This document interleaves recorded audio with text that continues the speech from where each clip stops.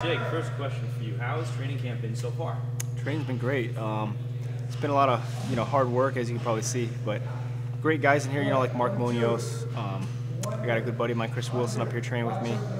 It's been great. I have a lot of great people around me, good coaches, good energy. Man, it's blessed, no injuries, so I'm ready. Speaking of your coaches and partners, how have they been really helping you specifically get ready for this fight? Oh man, they've been everything for me. Like there's such a camaraderie in here, and people push. We push each other. We grow with each other. We help each other learn, and like we always say, it doesn't really matter what happens in here. If you can go through the worst you could possibly go through in here, worst situations, being tired, it makes the fight easier. And it's cool just seeing guys that are with you, that do it with you, that have your back. So it gives you confidence going to the fight. I spent a lot of time with my Muay Thai coach Rafael Cordero, and he's been amazing, man. His technique is amazing. He's been pushing me. He's been making me go extra rounds, doing a lot of things you don't want to do, but to be the best, you got to do a lot of things you don't want to do. Sure, awesome, man. Now let's get into this fight against Martin on June 1st. Game plan. Kind of think what you want to do in that fight. I've actually watched him for a while now. I'm a fan of his. I've watched him fight for years now. But the way he's pretty great. He's pretty good everywhere. He's a well-rounded fighter. He's not a guy you can just go in there and say, "Oh, I'm just gonna do one thing," or what I mean. It's very unpredictable too. For me, I'm developed a lot of striking, I should say, in the last couple of years. So I've really been focused on my technique and really growing as a fighter in my striking skills. But, I'm not really sure where the fight's going to go, to be honest. I'm prepared wherever it goes, but right now I feel real comfortable on my feet. You feel comfortable, which I was going to say, because that's Martin. He's known for his stand-up, and you with a wrestling background coming from college, you would feel more comfortable, you'd say, on your feet against him? Yeah, I think he's as you can see, he's dangerous everywhere. He's good on the ground. His wrestling's improved a lot. I mean, he trains with great wrestlers, so there's no secret there. But I feel comfortable on my feet. He's a phenomenal kickboxer.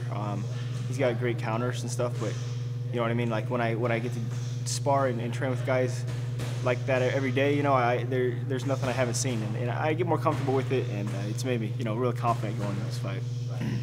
Awesome. Okay. So let's say scenario, you win this fight. What's next for you? You ready for that title? Yeah, I don't know what. To be honest, I really don't know what's going to happen. There's a lot of talk going on, but really, I've been so focused on this fight. That's all, and that's really what I've done my whole career, is really focusing on one fight at a time. You can't look too far into the future, and who knows? I don't know really what's going to happen. Obviously, my goal. My goal going into the sport is to become world champ, and which it is, it still is, and it always is. But I don't know what's the plan for the UFC. But like I said, I don't choose who I fight and when. I just do what they tell me, and one fight at a time. So really, I haven't looked past Martin Kampmann at all.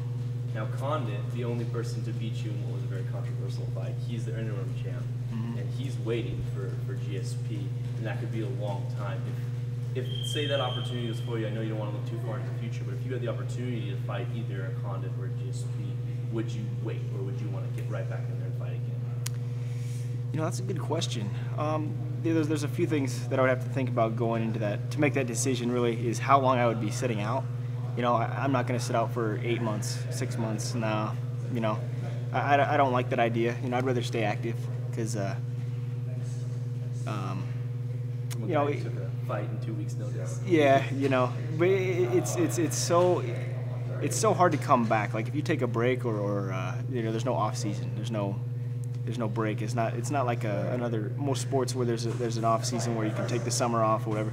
It's not like that here in MMA. But the farther you go off and get away from training and stuff, it's so hard to get back to where you were. So it's always good to stay active and stay in the gym. I'm always training, but I'd prefer to stay every 3 or 4 months to compete, and stay active. I mean, you got so many guys that are coming up the ladder now. There's a lot of studs coming up, but for me, it's just going to be the more time you take off, the harder it is to come back, and I have no doubt that I'll get to that title fight. So it's just a matter of time. One more question. how bad would you want to rematch and avenge your loss to Condit? Yeah, I would definitely love to rematch him. You know, he's a great fighter. He's done very well. You know, as you can see, it's motivating for me. It's made me hungry. You know, losing to him in a very close fight, but you know, the judges saw him win that fight and they raised his hand. But you know, look at him now, and he's definitely one of the best guys in the world, and I know I can beat him. So there's no question about that. You know, and if he's the champ when I get there, it'd be awesome to fight him again. But you know what I mean? Like I said, I'm gonna just take it one fight at a time and until I get to that title. Anything else you want to add? Anything you want to say to your fans? No, just thanks everybody for the support, all the fans of the UFC, and supporting what we do.